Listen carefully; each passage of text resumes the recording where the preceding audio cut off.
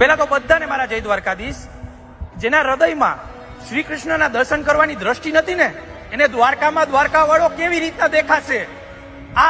આ વાત હું 2-4 દિવસથી સોશિયલ મીડિયામાં અને મીડિયાના માધ્યમથી એક સંપ્રદાય જે સ્વામિનારાયણ સંપ્રદાય છે એમ તેના જે એક ગુરુ છે જે બી વ્યક્તિ હોય એને પુસ્તકમાં એવો ઉલ્લેખ કર્યો છે કે દ્વારકામાં જવાની જરૂર નથી, ભગવાન દ્વારકાવાળો દ્વારકામાં નથી.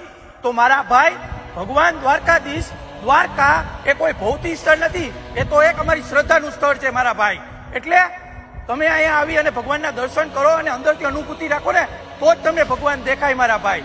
અને બીજી વસ્તુ એ કહેવા માંગુ છું કે તમે જે આ ઉલ્લેખ કર્યો છે ને મારા ભાઈ કે ભગવાન દ્વારકાવાળો દ્વારકામાં નથી, તો એના પહેલા તમે છે ને તમારા જે આ સોશિયલ મીડિયામાં તમારી સૃષ્ટિની વિરુદ્ધના જે વિડીયો વાયરલ થાય છે ને એના ઉપર ધ્યાન દો મારા ભાઈ. પછી અમારા જગતના બાપ ઉપર ધ્યાન દેજો. અને આજે લાગણીને ઠેસ પહોંચી છે કે મારો બાપ આ જગતનો બાપ છે, એની વિરુદ્ધમાં તમે જે પુસ્તકમાં લખ્યું છે ને એ મારા ભાઈ તમારે દ્વારકા આવી અને ભગવાન દ્વારકાવાળા પાસે માફી માંગવી પડશે.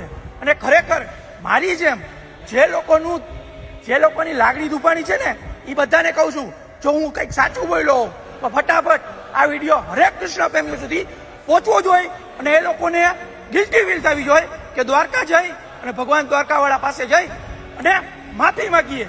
ભગવાન માફ કરી દેશે મારા ભાઈ, પણ અમે કૃષ્ણ પ્રેમીઓ તમને માફ નહીં કરીએ કોઈ દિવસ. જય દ્વારકાધીશ.